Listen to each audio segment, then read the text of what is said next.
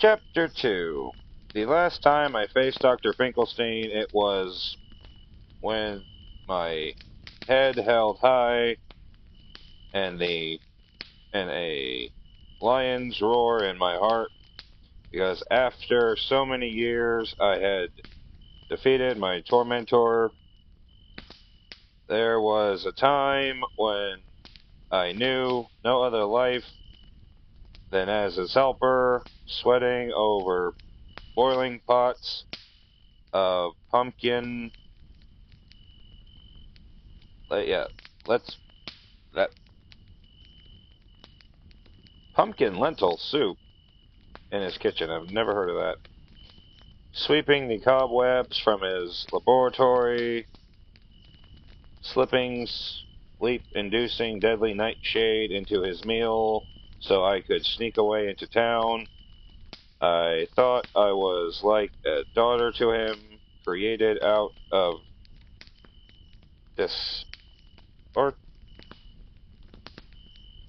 desperate parts on his laboratory table, but I was never his. My real life began here in Dreamtown. Now I've severed those puppet strings and used my own limbs to walk away from him forever. And then I became a queen. Still, my heartbeat staggered to strike a steady rhythm as the inky coins of his glasses pinned me like a moth to a board. They reflected my pale face, teacup saucer eyes, and broken crown, and suddenly I'm back in the dusty chill of his laboratory. My fabric skin prickles to recall the feeling of being under his magnifying glass, to remember how his eyes oversized through the curved glasses distortion would peer at my seams for my imperfections. And there were always imperfections, Sally, Dr. Finkelstein sneered, now in a voice that drones like a mosquito. Well, aren't you looking fancy these days? Though my heart scattered like fallen leaves in the wind, I lifted my chin and stared at my crown atop my scarlet hair. I lifted my chin and straightened my crown atop my scarlet hair. Hello, Dr. Finkelstein. I see the governors of Dreamtown found a suitable community service job for you. He glanced down at the pile of sheep donging. What the fuck?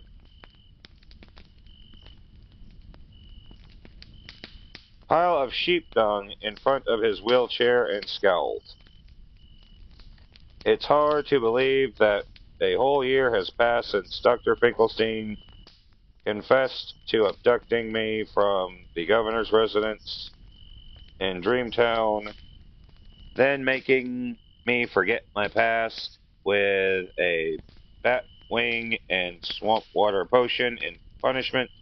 Jack assigned him to 100 years of community service in Dreamtown and obligated him to grant me access to his laboratory for supplies for my potion making. No thanks to you, wretched girl, he sneered.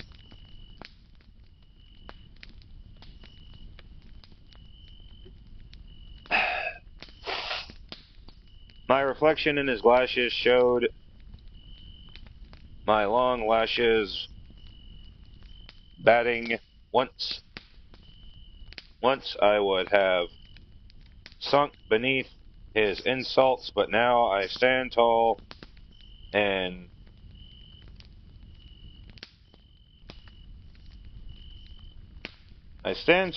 chirp with false sweetness. Well, you know, you only have 99 years left to go.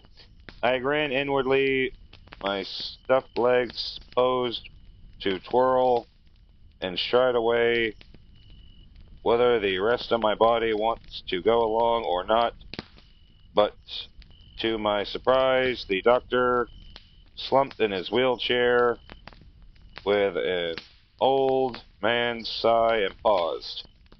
Oh, Sally, his voice vibrated like a fly caught in a spider's web. I've made mistakes in my life, still I can't tell you how lonely it is to be trapped in a foreign town where the air smells odd and the light is never quite right. I hunched up and scratched eyebrow. I hitched up a stitched eyebrow. Oh, to the contrary. I believe I know exactly how lonely that can be. Bah, he retorted. You have Jack. What do I have here? Nonsensical rhymes and weak lavender tea. My lungs is filled with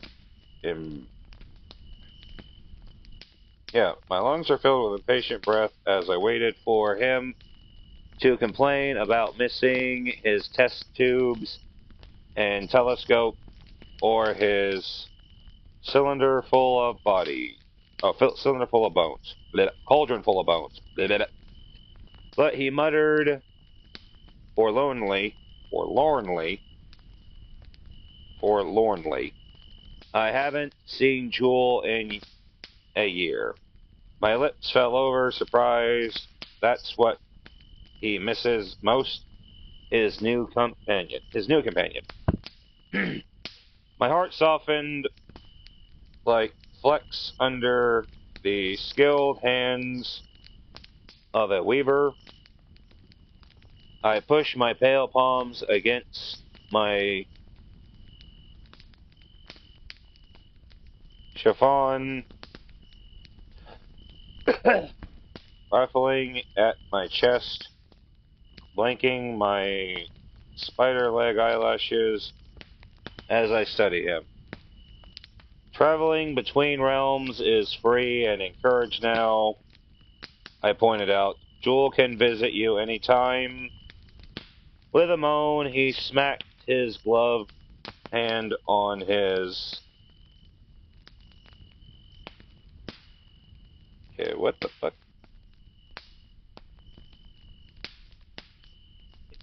He smacked his gloved hand on his cranium. She suffers from motion sickness. She can't make the trip through the doorway without feeling a touch green. Besides, she has her portions of the resistance to keep up with. Igor can't dust all the cobwebs on his own. You used to do so much. His hands sunk back into his lap, where he grasped the shepherd's crook tightly. He asked warily, how is my laboratory? I reorganized a few things, but you'll be pleased to know I left up your... And that's about it. Anatomical models. They came in handy as sewing dummies. And the herb garden is flourishing. I just planted thistleblus and caramel. What the fuck? Tulsi, basil, and cardamom. Never heard of those. He offered me a smile that would almost feel warm if I can turn a page. If his withered body would kept by such a cold skull, or cold steel skull, could he actually be repentant? He looked downtrodden and lonely and old, and it melted away the worries of my anger like snow under sunlight. I glimpsed over my shoulder to track Jack, who is still talking to the lavender farmers, throwing up his hands excitedly to demonstrate the size of his new pumpkin harvest. For all Dr. Finkelstein's fault, he is right about one thing. I do have Jack. My hands cobbled together the heavy strand of my hair as I asked in a small, halted voice, Why did you do it to me? He snorted, not needing to ask if I'm referring, what I'm referring to. I told you I wanted respect as a scientist, and I wanted a daughter.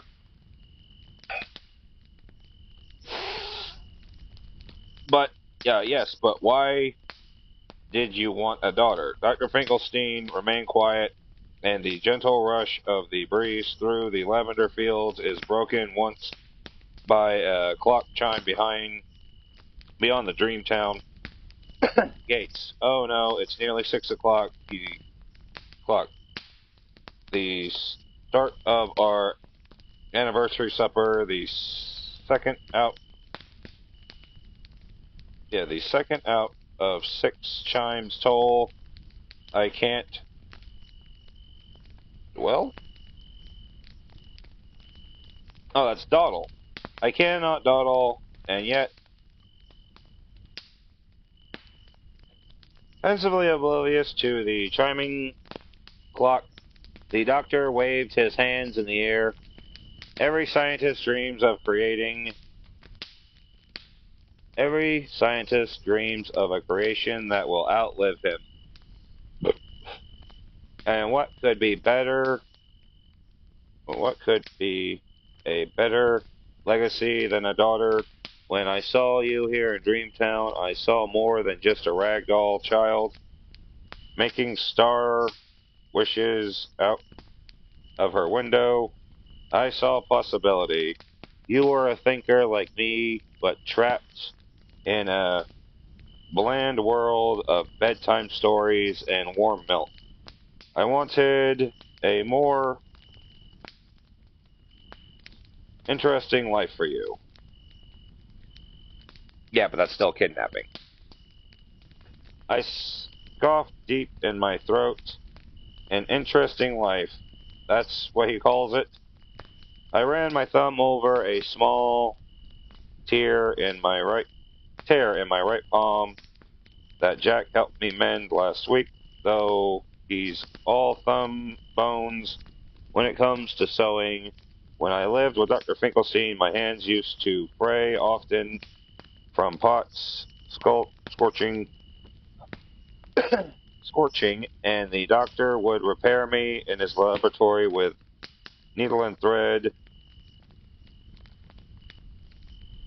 Inevitably, he'd take the opportunity to remind me that this was the only life I was suited for. A ragdoll is meant to provide comfort to others, he would say. Her painted-on smile never falters. No, it's falters. That's the word. I used to wonder if that was all I had in common with the doctor. our skills with a needle, though my needle only ever sewed on lost buttons. His conjured darker things. His conjured darker things. Drawing myself up to my full height, towering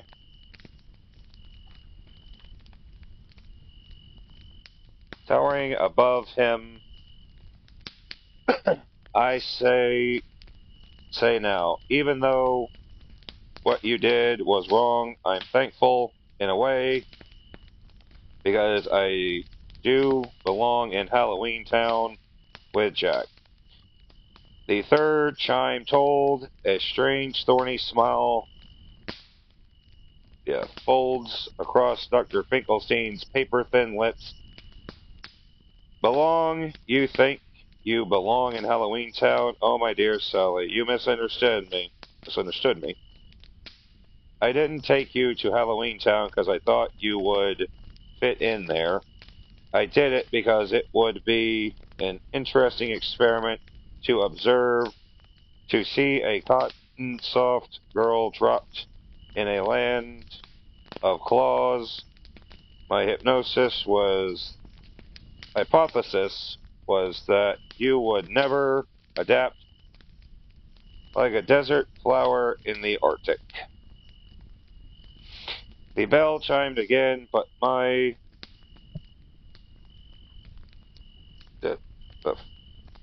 hang on. But my delicate ears hardly heard it. The roar in my head belonged to a lion again, as anger made my stitches tight along the sides of my neck. He was never remorseful at all. Your hypothesis was wrong.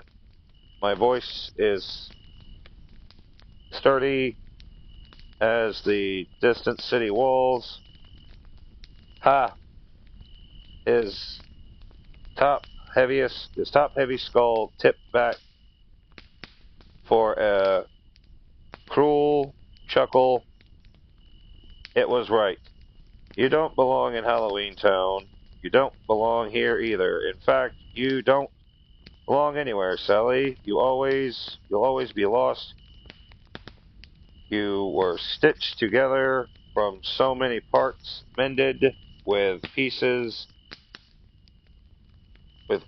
from too many different worlds. You're a misfit, and that's all you'll ever be. My hands might be soft, but they coiled onto... Oh. My hands may be soft, but they coiled into iron fists. I was wrong to think my tormentor might have changed. He's still the same selfish monster he always was. If anyone belongs in a land of nightmares, it's him. But so do I. I am Sally, the Pumpkin Queen. It feels like a lifetime since I was that shy girl thrust into the spotlight as Jack's bride, burdened with queenly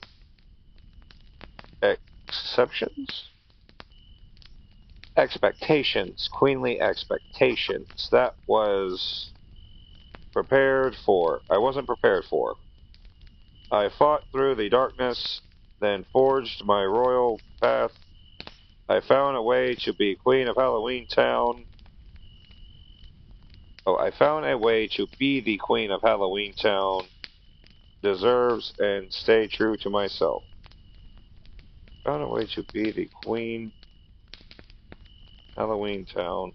Deserves and stay true to myself. God, I'm having a stroke. Yes, you proved that you are a queen, but queens of where exactly? Halloween Town, dumbass, it's in her title. I can't help but admit that Dr. Finkelstein's word conjured my dream of being mismatched ragdoll fragments, spinning and spinning until she tore apart As my breast strained, the seams began to ache as though they might snap at any moment. As the bell tolled the last of the sixth chime, Jack sweeps to my side, his brow bone furrowed. He bares his teeth at the doctor as he circles my wrists with one arm. Dr. Finkelstein, are you bothering my wife? Yes. Just yes. The doctor sniffed the air like he'd smelled more than sheep dung. Jack Skellington, here to save the day. My wife is perfectly capable of handling herself, doctor, and you should consider yourself lucky that she didn't use her last milkweed potion on you. She's twice the scientist you ever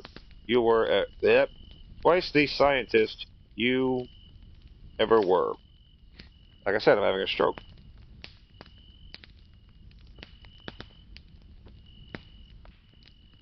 A grumble climbed up Dr. Finkelstein's throat as he jabbed his wheelchair controls to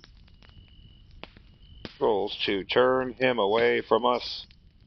A proud flash spread across his cheeks as I thrusted my arm through Jack's, though my heart still raced. Come on, Jack, we have somewhere to be. Leave Dr. Finkelstein to his flock of sheep.